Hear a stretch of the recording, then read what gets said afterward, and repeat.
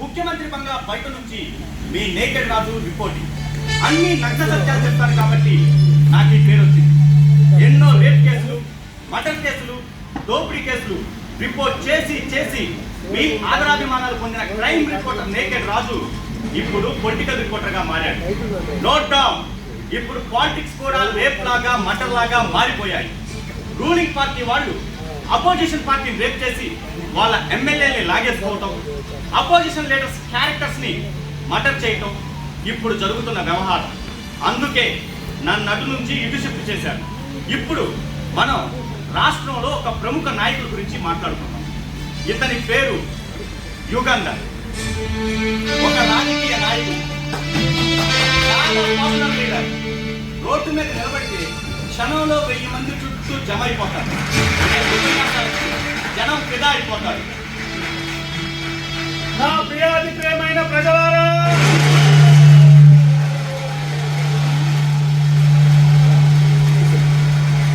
నా ప్రియాది ప్రేమైన ప్రజలారా, మీరంతా నా కుటుంబం. నేను మీలో ఒకరిని. మీ కొడుకుని, మీ తమ్ముణ్ణి, మీ బిడ్డను, మీ బాబాయిని, మీ మేనమావని.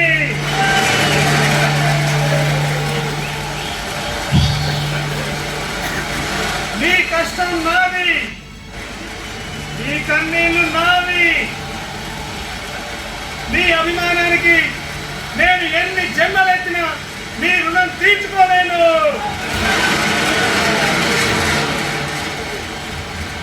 ప్రజలారా, మీరు నన్ను గెలిపిస్తే, నేను అధికారంలోకి వస్తే మీరు కోరినవన్నీ ఇస్తాను.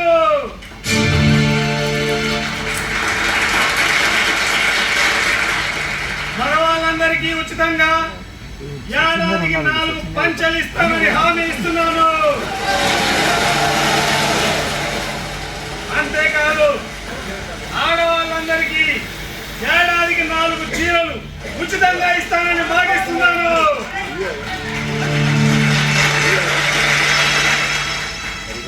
అంతేకాదు, కేంద్రం మెడలు వంచి మీ అందరికీ ఉచితంగా పెట్రోల్ ఇప్పిస్తానని కూడా హామీ ఇస్తున్నాను. ఇకపోతే ప్రజలారా, మీ అందరికీ ప్రతి ఇంటికి ఉచితంగా ఎండ్రిన్ సప్లై చేస్తానని భావిస్తున్నాను. మీ పంటకు పట్టిన పురుగుల్ని చంపడానికి.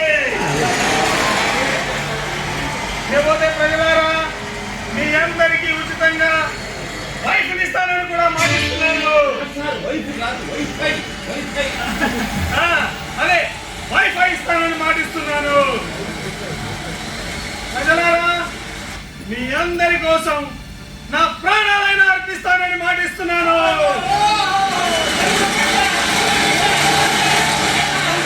ప్రజలతో బాగా కనెక్ట్ అయిన లీడర్, అంత ప్రజాదరణ పొందాక, అలా ఎన్నో ఎన్నికల హామీలు ఇచ్చాక ఎన్నికల్లో పోటీ చేసి అధికారంలోకి వచ్చాడు. రాష్ట్రానికి ముఖ్యమంత్రి అయ్యాడు.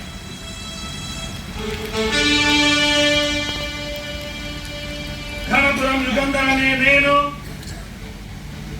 శాసనం ద్వారా నిర్మితమైన భారత రాజ్యాంగం పట్ల నిజమైన విశ్వాసం, విధేయత చూపుతానని భారతదేశ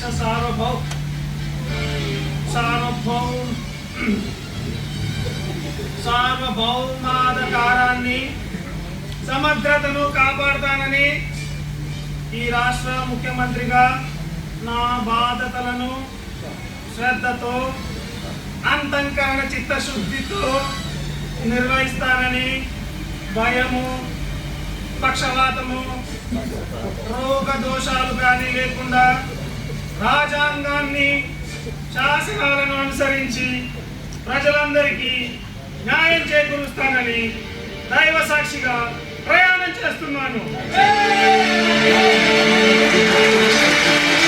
చెప్పడం మర్చిపోయా, ప్రజాసేవ చేస్తూ చేస్తూ పెళ్లి చేసుకోవడం మర్చిపోయాడు యుగంధర్. మరి ఇంత స్టేటస్ ఉన్న పెళ్లి మాజీ మంత్రి పరశురాం కూడా ఉన్నాడు. తన కూతురు మోహినిని యుగంధర్కి ఇచ్చి పెళ్లి చేయాలనుకున్నాడు.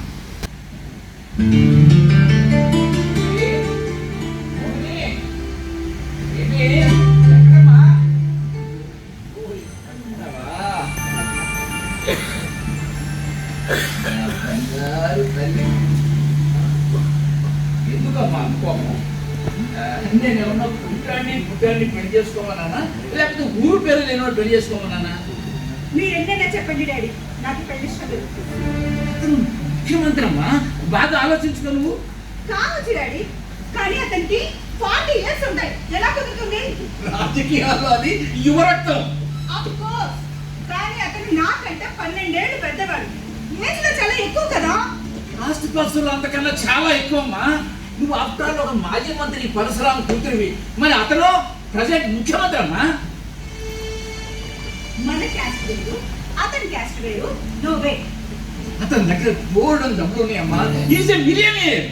డాడీ, నేను పోస్ట్ గ్రాడ్యుయేట్ చేశాను, యూనివర్సిటీ టాపర్. కానీ తను ఎలిమెంటరీ స్కూల్ గోడ కూడా దాటలేదు. ఎలా కుదురుతుంది? కానీ అతని దగ్గర బోర్డు అంత డబ్బు ఉందమ్మా. Is a multi millionaire. డబ్బు తప్ప ఈ ప్రపంచంలో ఇంకేం అవసరం లేదా? డబ్బు చాలా అవసరం తల్లి. డబ్బు లేకపోతే ఆ దేవుడు కూడా బతకలేడు. ఇచ్చిన ఇవ్వచ్చారు, ఆఖరికి తను గుడి కూడా తను కట్టుకోలేడమ్మా. అందుకే మడి కట్టుకొని కూర్చోకుండా బతుకుల్లోనూ ముందు ఒక ఉండి పెట్టించుకున్నాడు. ఇప్పుడు ఎంత అర్జెంటుగా ఈ పెళ్లి అవసరమా డాడీ? చాలా అవసరం తల్లి. ఇంకో నువ్వు చరిత్ర తెలియక ఇలా మాట్లాడుతున్నావు. చెప్పాలంటే దశరథుడి కన్నా కైకేయి చాలా చిన్నది, సీజర్ కన్నా క్లియోపాత్ర చిన్నది.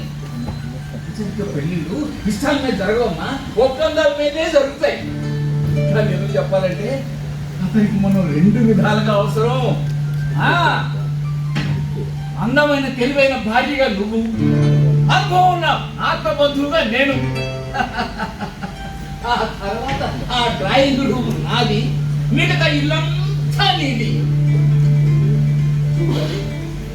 రాష్ట్రంలో లక్షల మంది అమ్మాయిలు ఉన్నారు, అందులో వేల మంది అందగత్తులు ఉన్నారు. కానీ అందరిలో ఒక అదృష్టవంతురాలు ఒక్కటే, అది నాకు కూతురే కావాలి. కానీ మనసు అంటే ఒకటి ఉంటుంది కదా డాడీ. అబ్బా, దాన్ని ఉద్యోగించు తల్లి.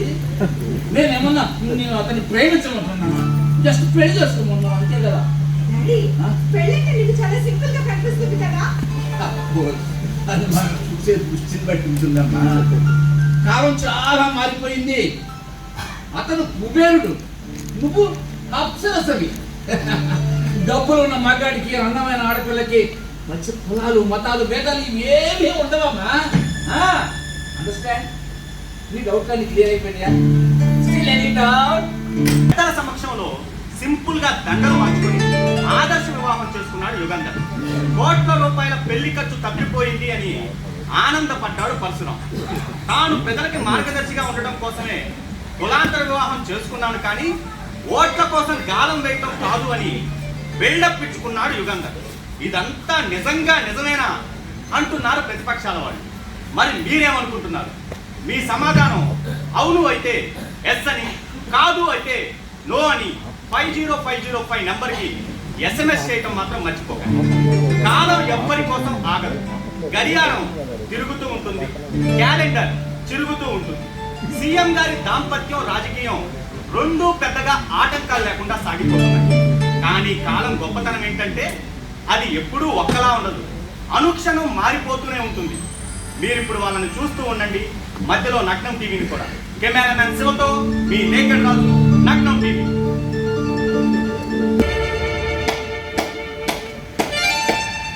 వావ్, మోహిని, ఎంత అద్భుతంగా డాన్స్ చేశావు.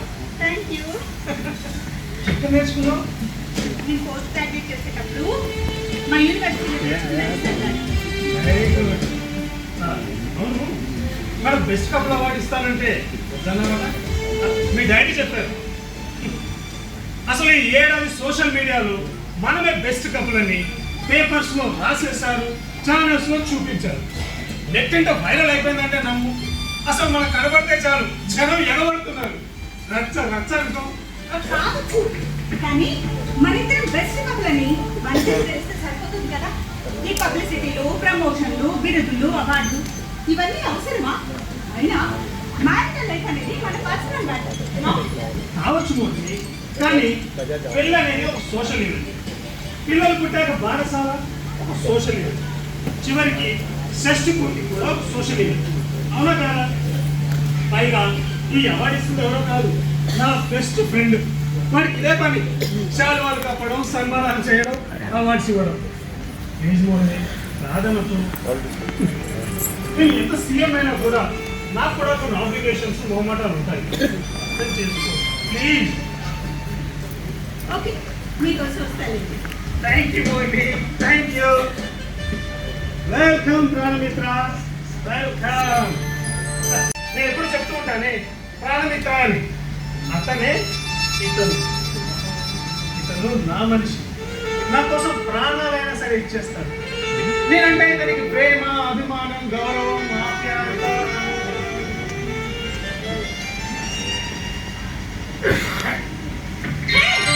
What is this? ప్రాణమిత్ర, మనం వసతిలో కలుద్దాం, నువ్వు వెళ్ళిరా.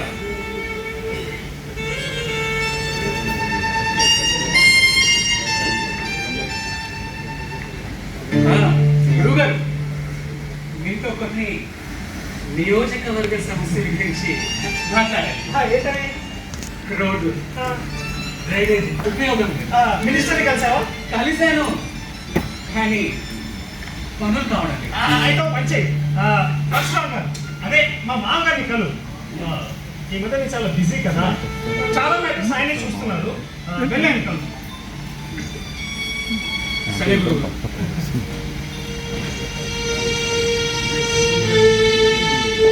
మోహిని, నీకు అతను ముందే తెలుసా? ఏమో, ఎక్కడో చూసిన ఫేస్లానే ఉంది కానీ గుర్తు రావడం లేదు. ఏ, ఎందుకలా అడిగారు? ఏం లేదు, ఈ వైపు అదే పనిగా చూస్తుంటేను. రేపులే కామన్ అయిపోయిన ఈ కాలంలో చూపుల్ని పట్టించుకోవడం ఆడవాళ్ళు ఎప్పుడో మానేశారు. అయినా మీ ఆవిడ వల్ల మామూలు ఆడదా? చూసిన వాళ్ళు ఎవరైనా సరే అలా రెప్ప వాల్చకుండా చూస్తూ ఉండిపోవలసిందే. అందగత్తలకి చూపుల బాణాల బాధ ఎప్పుడూ ఉండేది. తప్పదు, హెచ్చరికే. అయినా కంటికి నటులుగా ఉన్న అమ్మాయి కనిపిస్తే మీరు చూడరా? మీరు చూడడం నేను చూడలేదనుకో.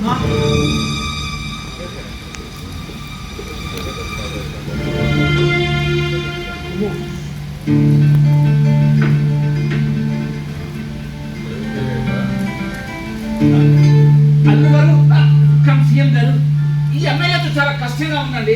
మీరే చెప్పండి. ఆయన కోరికలన్నీ వింటుంటే హార్ట్ అటాక్, పెరాలసిస్ జాయింట్ గా వచ్చేదంటున్నాయి. ప్రాణమిత్ర, నేను రాష్ట్రం మొత్తానికి సీఎం. ఉన్న ఫండ్స్ అన్ని నీ ఒక్క నియోజకవర్గానికి ఇస్తే మిగతా వాళ్ళంతా గోల చేస్తారు. వాళ్ళకి ఏం సమాధానం చెప్పాలి? నేనేమీ ఎక్కువ అడగటం లేదు. మన మేనిఫెస్టోలో ప్రామిస్ చేస్తేనే ఇవ్వమంటున్నా. 3 ఏళ్ళు గడిచాయి, అవతల జనం నిలదీస్తున్నారు. నిజమే ప్రాణమిత్ర, నువ్వు చెప్పేది కరెక్టే.